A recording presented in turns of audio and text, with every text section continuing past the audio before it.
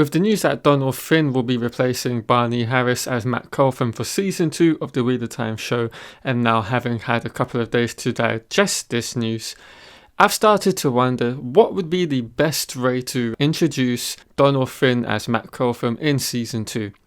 And I have to say there are a lot of different story elements that they could pull on from a little bit further in the series that would help to accommodate that. So what I'm going to be doing in this video is breaking down the 3 best ways that they could do so. Now, of course, moving forward, this video is going to contain spoilers for the entirety of the Wheel of Time, and in particular, of course, all of Matt's story points. So if you're someone who hasn't read the entirety of the series, I suggest you stop watching and come back to this video once you have. So let's start off with the storyline which would make the most sense, and for that we have to go to Book 4, The Shadow Rising, and I'm pretty sure you all know what I'm talking about here, and that is of course to do with Matt going through the red ter'angreal doorway in Viridian, where he goes on to meet the Aelfinn. As we all know, upon entering the realm of the Finn, both the Eowyn and Aelfinn will grant the respective person in attendance either 3 questions answered or 3 wishes, in exchange for something from the person in question. Now, unfortunately for Matt, he went into this situation blindly, and so he came off a little bit worse for wear, shall we say. And it's through Matt's second visit to the realm of the Finn, specifically with the Eowyn, where I believe the showrunners will find the perfect opportunity to explain the change in Matt's appearance with the introduction of Donald Finn.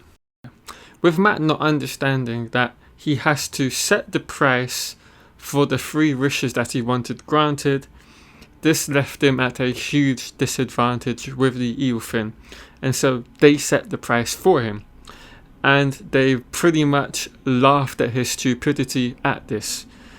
But luckily for Matt, and kind of ironically, his third and final wish was to be away from the Eowyn and return to Viridian if they would not answer his questions, and therefore he kind of got himself out of the situation he dug himself in through sheer luck. But this is where the opportunity arises for the showrunners to introduce Donald Finn, and it's because of the price having to be set. Now, as we know, the price was this: Matt ends up back at Viridian, but he's hung from the Asher Darai, propped across the branches of Avenda Sora. Now, he decides to keep the weapon since he paid for it. But what if there was another price set specifically for the introduction of Donald Finn? And that price would be to do with his first wish of being able to plug all the gaps in his memory. And since Matt never decided what the price should be, the Eowyn decided that the price should be to change his appearance. And with the use of Matt having to decide the price, or the lack thereof, we would stay true to the story and true to how the Eowyn operate, and therefore I think this would be the perfect opportunity to introduce Donald Finn into the role of Matt Coltham, as everything would pretty much stay the same, because all you're doing is adding an extra price to that of what was in the books. Right, moving away from that, I'm going to list every other plausible event that happens to Matt where I feel they could introduce Donald through a story point, but these aren't ones where I feel they specifically work that well, and they would in fact be changing details about the way things work in the Wheel of Time, which I wouldn't be too happy about. But we do have to take into consideration these particular points in Matt's timeline, as they are other opportunities for the showrunners to introduce Donald Finn to the role. Moving on, we have the moment where Matt dies along with Aviendha and Asmodean at the hands of Ravine. We also have the conclusion of Matt's healing from the dagger and the separation from it, which almost killed him. Right, let's move on to the Fires of Heaven. Matt is put into precarious situations in this book. One is where he is slobbered on by a Darkhound and poisoned, but thanks to Rand, the Darkhound was killed with balefire, and then of course this naturally undid the poisoning to a degree and prevented Matt's death. But Mat does face death once more during Rand's invasion of Caemlyn. Subsequently, he was killed along with Aviendha and Asmodean by Ravine's channeling. Now, this is another opportunity that the writers would be able to introduce a new Mat to the audience, but this one is a little less realistic. And I say that because it deviates dramatically from the source material, which is something specifically I wouldn't want them to do when it comes to making changes with the way certain elements work in the story, such as with Balefire and the way these particular weaves work in the world. But having said all that, let's explore the opportunity at hand here.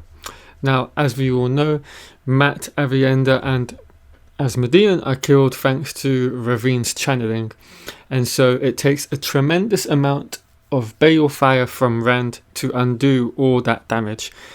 He had to channel enough of the Balefire weave in order to take Ravine further back in time to before he began the channeling, which did kill the 3 that I've just spoken about. And so I believe this would be an opportunity, albeit a bit of a far-fetched one, for them to introduce a character into the show. But we have to explore this.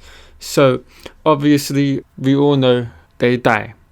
And so through the channeling of Balefire, what Ravine did to kill them is undone. But perhaps in the instance in between those goings on, they could somehow incorporate, I don't know, a kind of plot point or something where it would make sense as to why the change in Mat has happened. I know that's not really a great explanation of to what they could be potentially doing within this scene, but yeah, I'm pretty stuck with how I could see them, using this as a moment to introduce Donal. But it is one, and perhaps one of you guys watching this video would be able to come up with a much more plausible explanation as to how they could go about firstly doing so, but then secondly explaining it to all the readers like ourselves. Right, and then finally we've got the conclusion with Mat and the dagger from Shadar Logoth. As we all know, Mat becomes very near to death thanks to his connection to the dagger, and then finally by the time we reach the Dragon Reborn, he's finally managed to get to the White Tower and they begin healing him from the bond he had with the dagger. Now within this time period, there's the possibility to start to see a shift in the way Mat looks physically, and then with that, of course, we know for a fact he begins to look very frail and he's weak, and so perhaps the team could then also add into this a little bit of a